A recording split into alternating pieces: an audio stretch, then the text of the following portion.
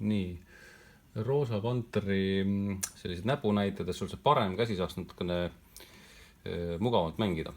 Vasaku käega, räägin ka veel, et pane tähele, et mis sinu probleem oli, et sa natukene tõmbasid kätt niimoodi edasi-tagasi liiga palju. Aga tegelikult ei ole vaja. Et proovi selle käiguga liiguta sõrmi lihtsalt natukene kõrvale. Nii, et siis selle peale mõtle, kui sa mängid parem käsi. Siiamaani mängisid väga hästi. Nüüd, kui tuleb see käik,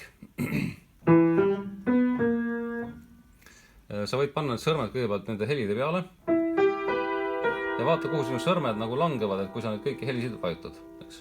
Pöial on selle koha peal, see on siin, et nagu sinu sõrmed lähevad sinna. Ja siis see moodustub kahest sellisest lühikesest jupist. Et siin vahepeal saad nagu hingata. Nii. Ja nüüd järgmine käik.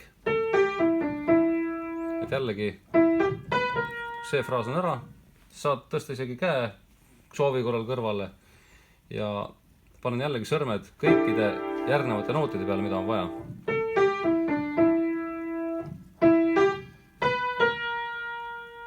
Tõstan kätt. Selline.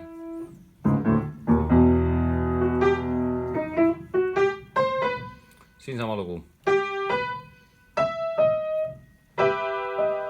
Need on mul need noodid, võin käe siia peale panna ja siis 2 fraasi või 2 sellist osa. Et harjuda nagu just neid samu kohti.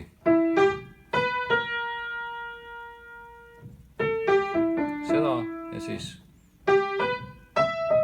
mitmeid kordi, kuni sa tunned, et sul on nagu mugav neid mängida, et sõrmed ei tee mingisuguseid kummalisi asju seal.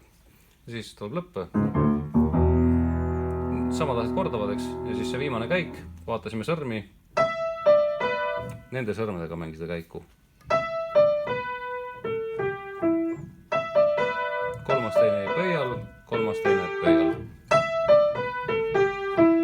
Ja need mängisid nende sõrmedega, siis hoian need sõrmed nagu hästi siin üksteise lähedal.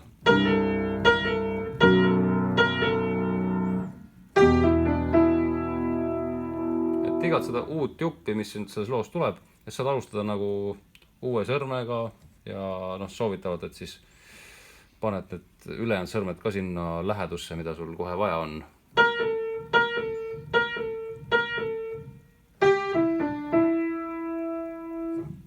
Nii, ära veel kinni pane. Nüüd ma näitan sulle ka selle ära, kuidas see käik läheb alla koos parema käega.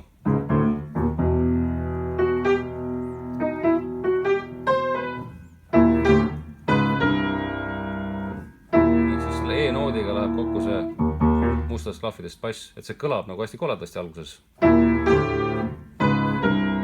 Aga jõuab õigesse kohta välja. Ja seda ära enne hakka kokku üldse harjutama, kui sul see parem käsi, kui sa tunned, et see on sul juba mõnus, et ei pea nagu väga palju mõtlema.